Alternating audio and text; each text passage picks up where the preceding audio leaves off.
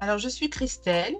Je suis une maman de deux garçons, avant tout, une femme de 45 ans et astrologue holistique.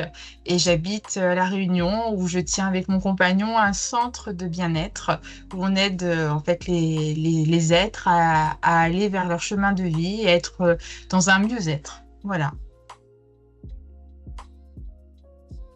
Alors en fait, je propose plusieurs prestations. L'outil, il y a évidemment l'outil de base qui est de savoir interpréter le thème natal de chaque être, c'est-à-dire on pourrait dire sa carte routière, son GPS de vie. Et ensuite, on peut décliner, évidemment, décliner ça à d'autres types de lectures. Voilà, si les êtres ont besoin de comprendre ce qui se passe sur le moment présent, on peut aller lire leur thème, le thème de leur année.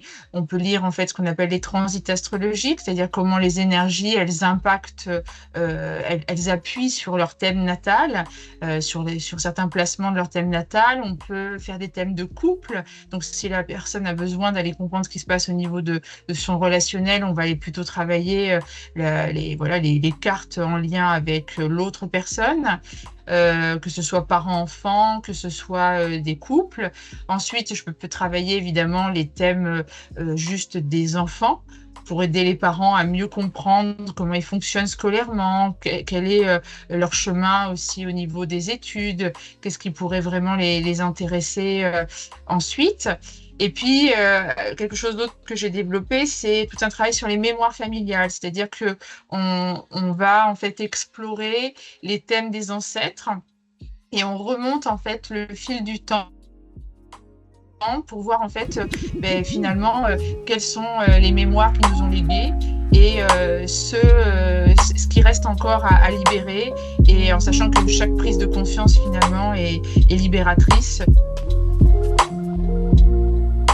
Dernièrement, l'astrocartographie est arrivée dans ma vie comme étant, on pourrait dire, un autre outil d'éclairage assez puissant qui permettrait en fait à chaque être de mieux vibrer certaines énergies de son thème natal à certains endroits du globe terrestre. Voilà. Je dirais qu'en fait, les points les plus pertinents dans un thème natal, finalement, c'est d'aller mettre le doigt sur le but de vie, ce pourquoi les êtres se sont incarnés. Et ce but de vie est différent pour chaque être, en fait. Et quand on met le doigt là-dessus, ça permet à l'être de finalement se rendre un peu plus légitime. Il a la sensation de finalement accueillir davantage le chemin qu'il est en train de vivre en acceptant finalement les expériences qui se présentent à lui. Il faut savoir que le but de vie, c'est un endroit qui est assez inconfortable, assez inconnu. C'est un endroit de désir, mais c'est un endroit un peu inconfortable. Et quand on le lit pour l'être et qu'il se dit « Ah, mais oui, depuis toujours, j'ai envie d'aller vers là, mais j'ose pas », finalement, c'est assez, je trouve assez libérateur. J'aime donner du sens. J'aime ramener en fait de l'optimisme là où on croyait que tout était foutu. J'aime en fait permettre à la personne qui vient me voir de se dire « Ah, ça va durer que un temps, c'est cyclique, j'en ai pas jusqu'à la fin de ma vie. Finalement, en fait, je suis en train de vivre ça parce que derrière, il y a ça, en fait. » Et c'est ça pour moi qui est le plus important finalement, c'est de redonner de l'espoir et du sens à chaque incarnation, à chaque... Et en fait, l'astrologie, c'est la science de l'âme. Donc, il y a une partie scientifique, il y a une partie en fait rationnelle, une partie d'interprétation très logique qu'on vient lire en fait avec des mots-clés, comme si on jouait avec les mots en disant tel mot avec tel mot, ça va faire ça.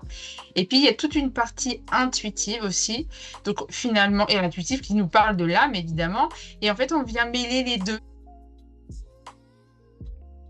En fait, la différence entre l'astrologie et la voyance, parce que c'est souvent ce qui peut nous être reproché, c'est que l'astrologie se base en fait un thème natal, sur des cartes en fait, avec des sigles qui sont vraiment posés dessus, qui se lisent d'une manière en fait très justement cartésienne. Et ça n'est pas uniquement du ressenti, en fait. C'est vraiment quelque chose qui se lit de manière... voilà, il y a des années d'études hein, pour pouvoir savoir lire correctement. Il faut prendre le temps de s'exercer sur plusieurs années avant de pouvoir, en fait, lire le thème natal. Euh, Cette histoire de prédiction, quand on est astrologue, on ne fait pas des prédictions. On voit le type d'énergie qui, on va dire, gravite sur le thème natal de la personne. On voit comment ça va l'impacter. En aucun cas, on ne peut savoir comment la personne va agir. Elle a son libre arbitre.